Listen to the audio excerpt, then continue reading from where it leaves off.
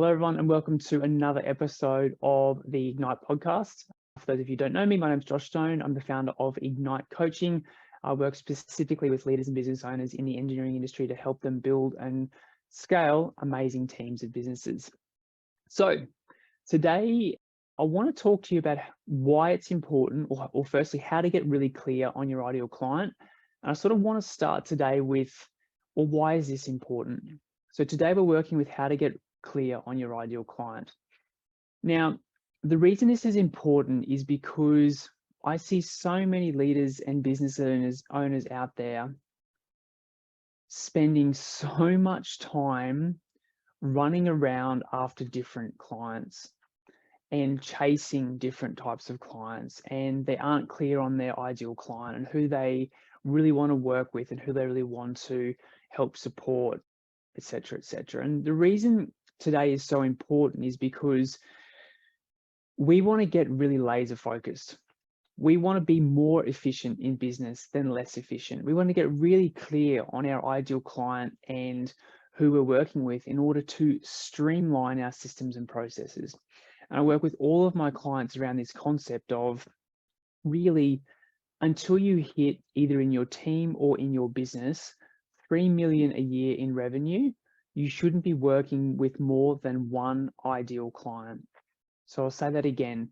Until you get to your team or your business to size where you're doing at least 3 million a year in revenue, you shouldn't be working with more than one ideal client.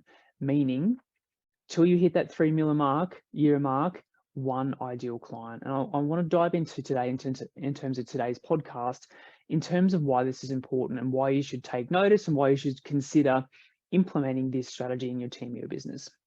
So, and I'm going to cover a whole bunch of different stuff today in today's podcast. I'm building this podcast training off a training I've just done recently with all of my boardroom clients.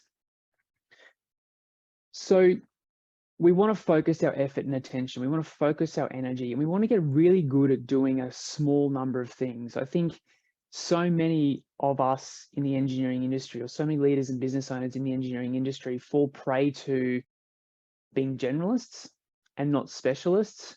And because they're falling prey to being generalists, meaning that they're all things to all people, they're using this shotgun or scattergun approach with everything in business. What we want to do is we want to do the opposite. We want to get things really, really streamlined so that we can run things more efficiently, so that we can build and grow a scalable team in business. If you've got a scattergun approach and you've got a system for this client, and a system for that client, a process for this different client over here, and a different thing here, that's a scattergun approach, and you're not going to be efficient in business. We want to streamline things so that you are laser focused on a very small area so that you can scale from there. So that's the first thing, is that we want to remove this scattergun approach and get really, really clear on who we're targeting and why. And the reason I'm talking about this today is that I see and I work with so many leaders and business owners who are, as an example, we're going to go and chase D&C contractors over here. We're going to go and work for property developers over here. We're going to go and chase some work from state government over here, and let's throw in some local authority work over here.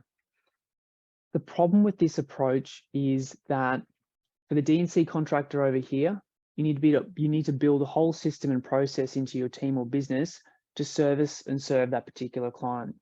For the property developer over here, again, they've got different wants and needs. So you need to then build a whole bunch of new systems and processes into your team or your business to service and serve that particular client so that they get their needs met. And then local government's different, and state government's different.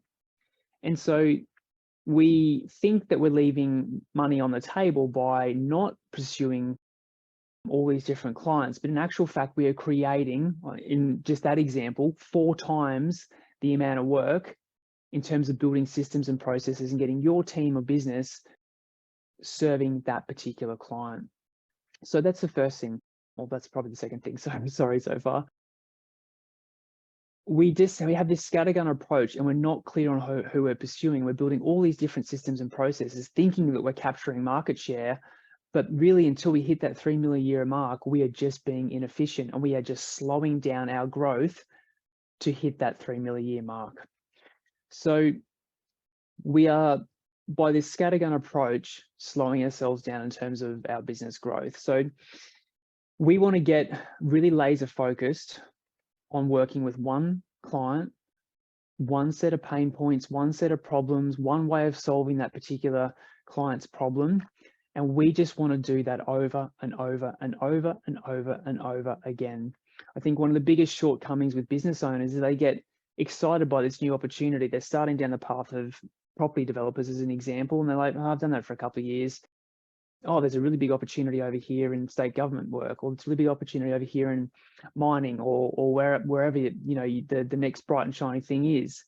And they forget to focus on their patch. They forget to focus on that, hey, if they were to continue to pursue building credibility and working for property developers and continue to build credibility and working for property developers and getting really good at what they do, that after the 3-year mark or the 5-year mark, they are doing insane revenue and insane profit margins because their systems and their processes are built and their whole business is built and the whole team is built and the whole team live and breathe working for property developers.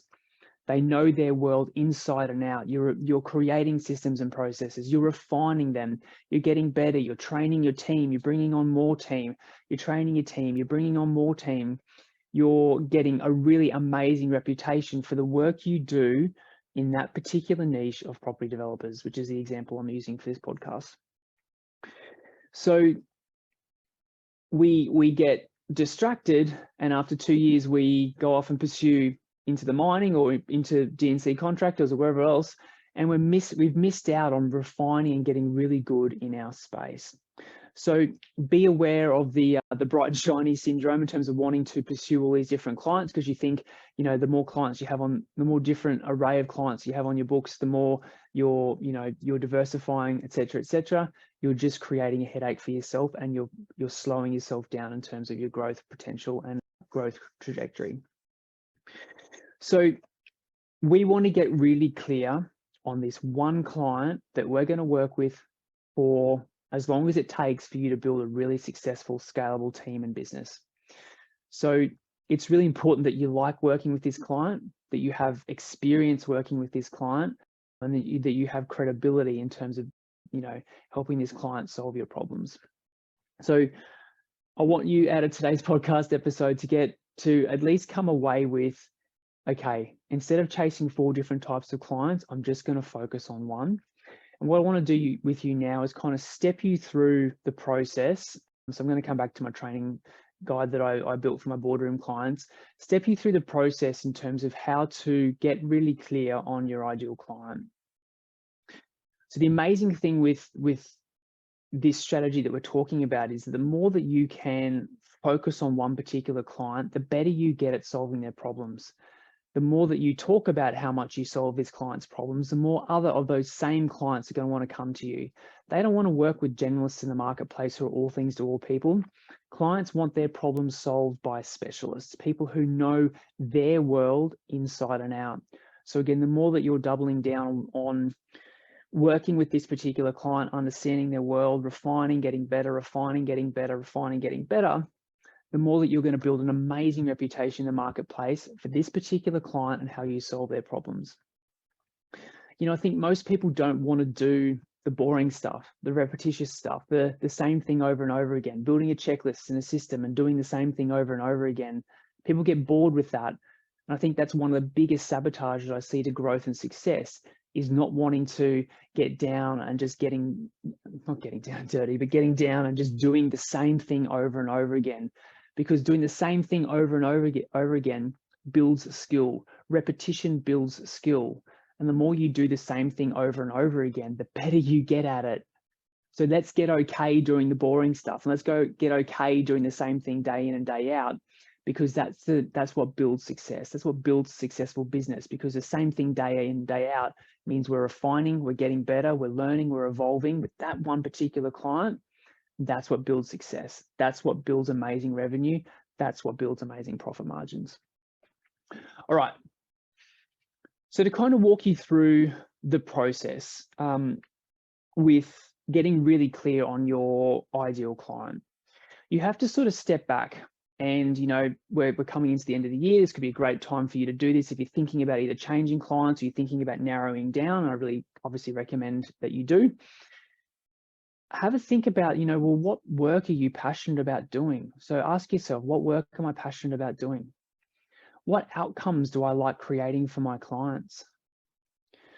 What sectors within the industry could I work in? Meaning, you know, you've got a certain skill set. What sectors of the industry could you work in based on the skill set and the work that you're passionate about doing and the outcomes that you like creating for your clients? But then go one step further, you know, what sectors within the industry are you passionate about working in or excited about working in? Like, what areas do you want to do you want to make a difference in? What areas of the industry do you really see that you and your team or business could make a difference? Then have a think about what kind of clients do you really want to work with? Like, out of all the clients you could choose, what is the type of client that you really want to work with? You know, they pay you good money, you know, they pay you good revenue, good fees. They know that you're worthy of, well, so they pay you what you're worth. So they know that your reputation precedes you and they're happy to pay you what you're worth. You know, they're fun to be around. They're enjoyable to work with. Like, just kind of stop for a second and think about, really think about what kind of clients you really want to work with. Then I want you to take that a step further in terms of, well, what area do you want to be known as a specialist in? Like, we're really kind of narrowing this down now in terms of the types of clients you want to work with, the areas you've got expertise, but like really narrow it down in terms of if you want to be known as an elite level specialist and get elite level results for your clients, out of all the areas within the industry, what would that area be? So what area would you like to be known as an elite level specialist in? And then I want you to just sort of fact check, okay, you've chosen your area, you're really excited about creating results in that area and getting your clients results and creating outcomes and making a difference, because it has to be more than just money and getting paid good fees. You have to love what you do and want to make a difference and know you can make a difference in that space. You then want to just check, okay, the clients that play in that space, again, do they have the money to pay me what I'm worth? Are they good clients? Do I want to work with these particular clients in this space? And so the more that you're doing this kind of, it's like a creative visualization or creative activity where you're just sort of stopping, letting go of the day-to-day stresses and just thinking about all of these questions that I've just kind of walked you through in terms of getting you to the point to connect with a niche within your industry that you would love to create amazing results in. And as long as that niche has clients that you want to work with, meaning clients that are fun to work with, they're enjoyable to talk to, they pay you good money, they're not going to bargain or barter you down for your fees and that sort of thing. If you tick all those boxes, that's the process that you go through to work out who is your ideal client. A real niched area that pays you good money with clients that you want to work with. So that's really the first step in the process, this kind of visioning exercise around stopping, removing your distractions, get out of the office, go for a coffee, go sit on a grassy hill somewhere, and just think about this process and get really clear on your ideal client. If you could spend the next 20 years, 30 years in business, doing business with this one client, would you be happy to do business with this one client? So ask yourself that. And if the answer is yes, you have chosen your ideal client. You then want to make sure that everything that you're doing in your team or your business is set up to kind of serve or help solve these clients' problems. So you want to get really clear on their pain points. You know, who are they? Who's your ideal client? What are they responsible for? What are their pain and frustration points? What do they worry about? What keeps them up at night? What problems do they need help solving? So you're taking the work we've just done around connecting to your ideal client and working out who that is.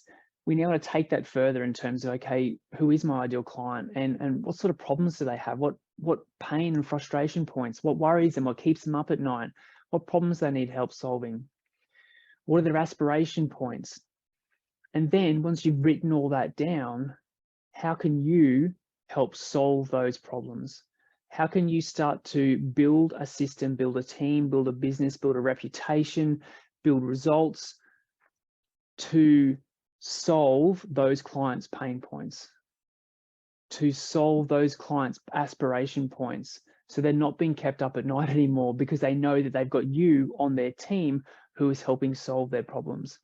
And the more that you talk about, I just solved client A's problems, client B's up at night reading, whether it's on LinkedIn or social media or some kind of marketing piece, and they see your post about how you solve client A's problems, and they're like, that is exactly me.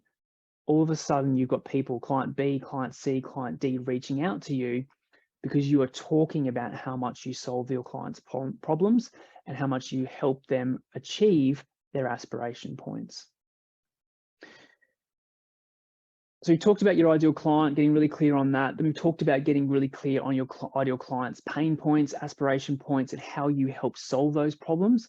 And then it is about getting runs on the board. Then it is about just continuing to refine the systems and the processes. Something doesn't work, okay, fix it. Something doesn't work over here. Oh, okay, I got some feedback from the client over there. Great, I'm gonna build that in. Build a system, build a process, build a scalable team and business that solves one client's problem, and you will forever have that one type of client coming to you to help you solve that problem. So I just want to sort of finish by talking about this concept of simple scales and complex fails. And I kind of touched on it at the start of the podcast, but I just kind of want to reiterate it because, again, I think this whole generalist mentality is killing our industry, and it's preventing leaders and business owners from creating amazing, profitable teams and businesses within our industry. And I know I talk about revenue and profit a lot, but that's the backbone. That's what makes it all go around. Like, the more revenue you can generate, the more profit you can generate, the more profitable your team, your business is, the more people you can hire, the more lives you can change, the more clients you can help solve their problems. Like, it's such an important backbone, which is why I talk about it so much.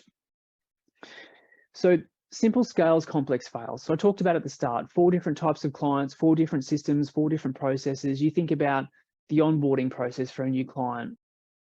Well, if you've got 4 different types of clients, that's 4 different onboarding processes. Then you've got weekly check-ins, or you've got progress reports, 4 different clients, 4 different types of progress reports. Then you've got, the project delivery, 4 different types of clients, 4 different types of ways they want the project delivered.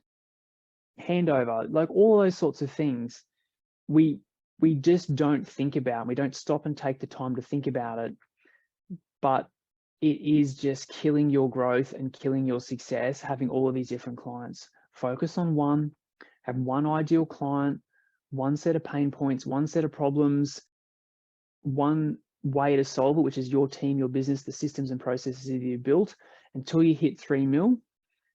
And then you start to build out your leadership team. In terms of build out your leadership team, one team leader focuses on D&C contractors, and another team leader focuses on local authorities, and another team leader focuses on, and they're growing their patch to 3 million. So they're focusing on their ideal client. So each team leader should, again, only have one ideal client that them and their team solve problems for. So this is how we build and multiply on this concept that we're talking about. But again, until you get to 3 mil a year, you should only be focusing on one client, because then the onboarding process is simple, one checklist. Then the project delivery is simple, 1 or 2 checklists for project delivery, etc., etc., etc. So simple scales, complex fails. Team, that's it. I think that's all I wanted to cover in the podcast today. Just stop, really take on board what I'm talking about today in terms of getting really clear on your one ideal client, their pain points, their aspiration points, and how you can set up your team and your business to really solve their problems, help them achieve their aspiration points. Let go of the other clients who you don't want to work with, focus on one, and build a really profitable and really scalable team and business. So team, if you'd like some help with this stuff, please don't hesitate to reach out. Like I said, today's podcast episode was built from a training I built for everyone in my boardroom program, which is purely for business owners of engineering consultancies, helping them grow to 5 million plus per year. But team, I've had a lot of fun sort of talking you through that process. If you'd like some help, please don't hesitate to reach out and let's have a chat how I can help you build your team or your business even further. That's me signing off. Talk to you soon.